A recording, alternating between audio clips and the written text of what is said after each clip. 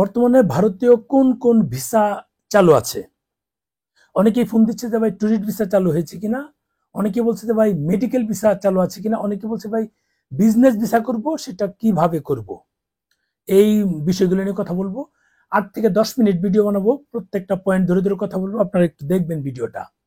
প্রথমেই business visa নিয়ে কথা বলবো। বিজনেস ভিসা চালু হয়েছে কিনা? হ্যাঁ ভাই, বিজনেস ভিসা চালু হয়েছে, জুলাই মাস থেকে শুরু হয়েছে, কিন্তু তার আগে থেকেই বিজনেস ভিসা দেওয়া হচ্ছিল। যেমন ইফাদ গ্রুপ আছে, ইফাদ গ্রুপ অনেক বড় গ্রুপ, ওখানে বিভিন্ন খাদ্যপণ্য তারা আমদানি করে থাকে, তাদেরকে দিবে, এটাই স্বাভাবিক। বড় বড় কোম্পানি যেগুলো আছে তারা ভিসা পাচ্ছিল, কিন্তু আমাদের মতো ছোট ছোট ব্যবসায়ী সেটা পাবে না, ছোট কোম্পানি পাবে না। আগেও দিয়েছে।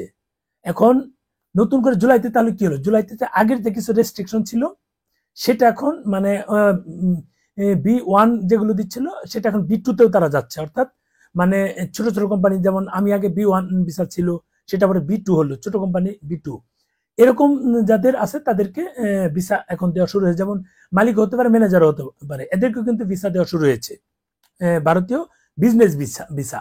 এখন যদি বিজনেস ভিসা ভারত থেকে মানে কন্টিনিউ দেওয়া হয়, তাহলে কারা কারা আবেদন করতে পারবে, কিভাবে আবেদন করবে, এটা নিয়ে ভিডিও দেওয়া আছে। ছোট্ট করে বলছি, আপনার যদি ভারতীয় বিজনেস ভিসার প্রয়োজন হয়, তাহলে আপনাকে অবশ্যই কিছু পেপার থাকতে হবে। যেমন আপনি ভারতের সাথে ব্যবসায়িক লেনদেন থাকতে হবে, ব্যাংক টু ব্যাংক, অর্থাৎ আপনার IRC বা ERC থাকতে হবে। আপনি রপ্তানি করলে এক্সপোর্ট রিলেটেড সার্টিফিকেট, আমদানি করলে ইম্পোর্ট রিলেটেড সার্টিফিকেট, এই জিনিসগুলো থাকতে হবে। এইটা মানে ব্যাংক টু ব্যাংক লেনদেন হয়, ব্যাংকে এলসি দিলেন বা তারা দিল, এই যে লেনদেন হচ্ছে, এটার পারপাস কিন্তু আপনাকে ব্যবসায়িক কমিউনিকেশন থাকতে হবে। আপনি একটা ট্রেড লাইসেন্স করলেন, একটা বাংলায় এই ভিজিটিং কার্ড করলেন, একটা প্যাড করলেন, সেটা দিয়ে আপনার ব্যবসা হয়ে গেল ইন্টারন্যাশনাল, সেটা না, সেটা লোকালি আপনি সরকারের কাছ থেকে বৈধভাবে ব্যবসা করার একটা পারমিশন নেওয়া। কিন্তু আমদানি রপ্তানির হিসাবটা আলাদা, এক দেশ থেকে আরেক দেশ। যদি ভারতের সাথে লেনদেন হয়, তাহলে অবশ্যই IRC লাগবে, IRC ছাড়া হবে না। আপনার চেম্বার্স অফ কমার্সের কাগজ লাগবে, এটা কিন্তু খুব গুরুত্বপূর্ণ। চেম্বার অফ কমার্সের কাগজ ছাড়া কিন্তু আপনি পারছেন না।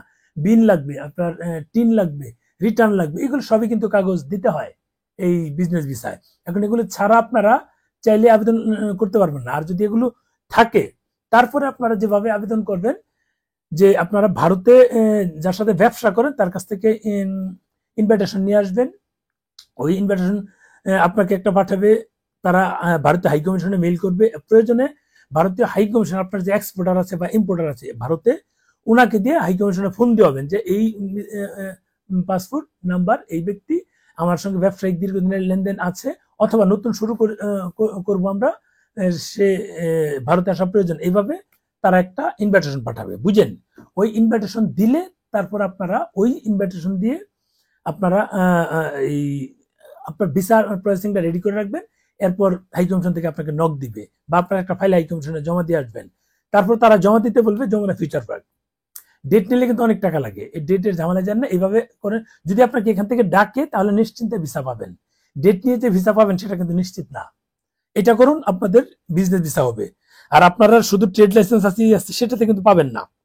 এটা হচ্ছে কন্টাকে ভিসা করে, কন্টাকে ভিসা করে। আমাকে কন্টাকের আমার কিন্তু দেখাবো নি, আমার কিন্তু একটা আছে কন্টাকের যে ভিসার সেই কাগজটা, মানে বিজনেস ভিসা B2 ভিসা।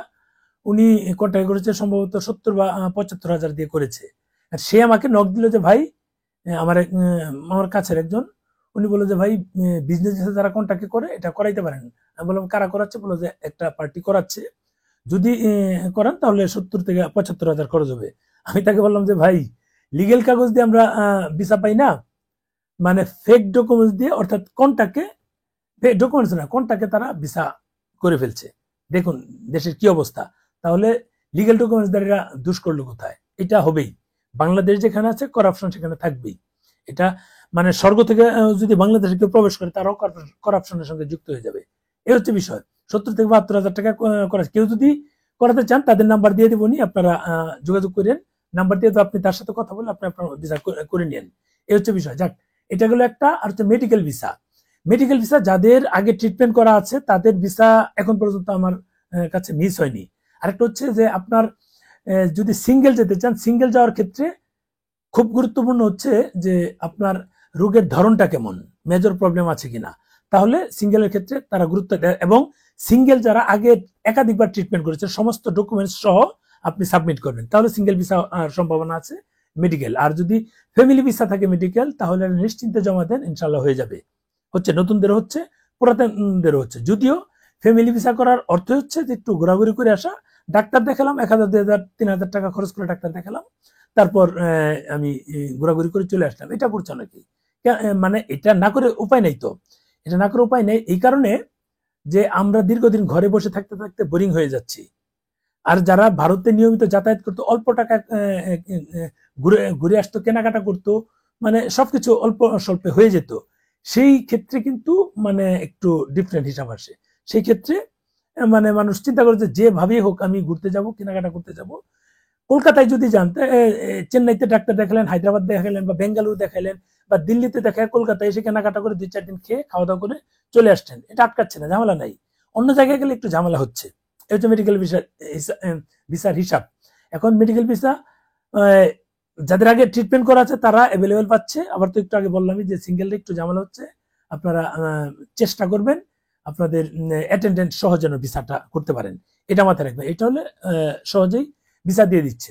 আর স্লট কিন্তু এই 10 তারিখের পর থেকে কিন্তু স্লটের রেট আরো বেড়ে যাবে, কারণ আরো প্রায় 700-750 টাকার মতো বেড়ে যাচ্ছে এর খরচ, embassy fee, processing fee, visa processing fee, যে কোনো ভিসার ক্ষেত্রে, মেডিকেল বলেন, ট্যুরিস্ট বলেন, এন্ট্রি বলেন, ডাবল এন্ট্রি বলেন, বিজনেস বলেন, যাই বলেন, আগের চেয়ে কিন্তু বেড়ে যাচ্ছে। বেড়ে যেহেতু যাচ্ছে সেক্ষেত্রে আর কিছু করার নাই। এই এবং এই স্লটও বেড়ে যাবে। আমি 3,500 টাকায় কিছু স্লট দিলাম, তারপরে 4,000, 4,500, 5, 5.5, 6, এখন 6.5 পর্যন্ত যাচ্ছে। 6.5 আমি 7 করে বলছি, 500 টাকা আমার আবেদন করি, আমার ছেলেটা আবেদন করে তার থাকে। আর কি কিন্তু 6,500 দিচ্ছি, মানে কি করবো, নাহলে পাওয়া যাচ্ছে না। এটা স্লট বাড়ছে, তখন হয়তো আরো বেড়ে যাবে। এখন এই ক্ষেত্রে ভারতীয় হাই কমিশনের উচিত হবে এই স্লট বাণিজ্যটা কমপ্লিটলি শাটডাউন করে দেওয়া।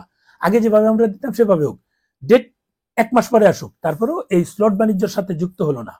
এটা হলে আমাদের সবার জন্য ভালো হয়। এই মানুষের প্যারা নিতে পারেন, অনেকে বার্গেনিং করে যে ভাই 4টা বই দিব, আপনি 5,000 করে রাখেন, একটু কমান। আরে ভাই, আমরা তো সেখানে 500 করে রাখছি আমাদের আবেদন করার জন্য। যাদের আবেদন করা থাকে তাদের ক্ষেত্রে কিন্তু 500 টাকা কম নিচ্ছে। এই পরশুদিন একজনে নিলাম একটা 6,500 দিয়ে, এটা তারটা অবশ্য ডেট পেয়ে গেছে, আরেকজন একটা পাইনি, আশা করি এই সপ্তাহে পাবে। এ হচ্ছে বিষয়। যদি স্লট বাণিজ্যটা বন্ধ হয় তাহলে ভালো। আর স্টুডেন্ট ভিসা হচ্ছে, আপনারা যদি কেউ স্টুডেন্ট ভিসা করতে চান আমার সঙ্গে যোগাযোগ করেন। স্টুডেন্ট ভিসার ক্ষেত্রে যেমন পাঞ্জাব ইউনিভার্সিটি আছে, সেখানে 50 থেকে 70% পর্যন্ত স্কলারশিপের ব্যবস্থা করা যাবে। আমার পরিচিত একজন, সে ওখানে পড়াশোনা করছে, সে বললো যে বাংলাদেশে কেউ যদি সেখানে পড়াশোনা করতে যেতে চায়, যতটুকু সম্ভব স্কলারশিপের আমি ব্যবস্থা করে দিতে পারবো। আপনি এটা একটু দেখেন, কথা বলে দেখেন। যেহেতু বাংলাদেশে যায়, আমি ওখানে আছি, বরং আমি যেভাবে গেছি লোকজনকে ওইভাবে দেওয়ার ব্যবস্থা করব। এটা হলো একটা এন্ট্রি ভিসা। এন্ট্রি ভিসা তো বললামই। এন্ট্রি ভিসা যদি কেউ করতে চান, আমি একটা নাম্বার দিয়ে দিব, ওই নাম্বারে যোগাযোগ করবেন। নাম্বারে যোগাযোগ করে আপনারা এন্ট্রি ভিসার কাজ করেন। ও নিজে মানে এন্ট্রি ভিসা নিয়ে গিয়েছে, ওখানে আছে, ওর দিয়ে কাজ করাবো। আমার এরকম কয়েকজন আছে যারা এটা নিয়ে কাজ করছে, সেটা দিয়ে দিব। ডাবল এন্ট্রি ভিসা তো বললামই, ডাবল এন্ট্রি ভিসা দিল্লিতে এম্বাসি ফেস করার জন্য ডাবল এন্ট্রি ভিসা দিচ্ছে, কিন্তু মানে সহজে ডেট পাওয়া যায় না ডাবল এন্ট্রি। আমি এই ক্ষেত্রে আপনাদেরকে সাজেশন দিব, আপনারা আমার অফিসে আসুন, কাগজপত্রগুলো নিয়ে আসুন, সেই কাগজপত্রগুলো প্রসেসিং করে দেই। এই কিছু নোটারি করতে হয়, নোটারি করে দেই, নোটারি করে দিয়ে হাই কমিশনে জমা দেন। আশা করি 3-4 দিনের মধ্যে পেয়ে যাবেন। হাই কমিশনে জমা দিলে যদি আপনাকে কল দেয়, কল দিলে আপনি জমা দিয়ে আপনার এগুলো ভিসা পেয়ে যাবেন। আশা করি এরকম অনেকেই পেয়েছে। তবে যদি নোটারিটা না করেন তাহলে সহজে ভিসা মানে আপনাদের অসম্ভব না। এটাও ঠিক যে যদি হাই কমিশন থেকে আপনাদেরকে নক দেয়, অর্থাৎ ফোন দেয়, বলে যে আপনি এম্বাসিতে ভিসা সেন্টারে গিয়ে, যমুনা ফিউচার পার্ক গিয়ে 40 নাম্বার অথবা 39-42 যাই হোক, 41 যাই হোক, ওখানে গিয়ে জমা দেন, তখন কিন্তু আপনার ভিসা পাওয়ার সম্ভাবনা বেড়ে যাবে, যদি কাগজগুলো ফেক না থাকে, অরিজিনাল থাকে। এই ক্ষেত্রে এই নোটারিটা গুরুত্বপূর্ণ, এটা করে নেবেন। পুলিশ ক্লিয়ারেন্স যা থাকে সবকিছু করে নেবেন, এগুলো করে দেন আপনি জমা দিবেন। আশা করি ইনশাল্লাহ ভিসা হয়ে যাবে। ভিসার ক্ষেত্রে আর কোনো প্যারা থাকবে না, ঝামেলা থাকবে না। এই হচ্ছে বিষয় যে আপনার বলে দিই, ট্যুরিস্ট ভিসা কিন্তু এখন পাবেন না, ট্যুরিস্ট ভিসা হচ্ছে না। ট্যুরিস্ট ভিসার একটু কথা বলি।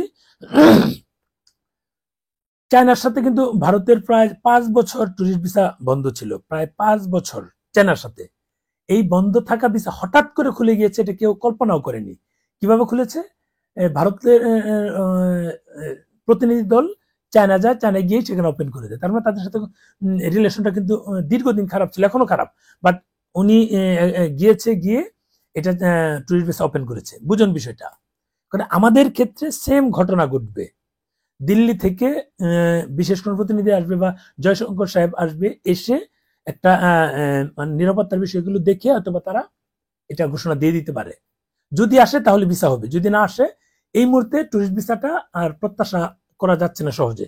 তবে আমার বিশ্বাস যে আসবে, আমি যে আপডেট পেয়েছি আসার একটা সম্ভাবনা আছে, কাকতালীয় ভাবে চলে আসবে, এসেই সেই মানে ট্যুরিস্ট ভিসা যে বহুল কাঙ্ক্ষিত, বহুল প্রত্যাশিত ট্যুরিস্ট ভিসা, সেটা ঘোষণা হয়ে যেতে পারে।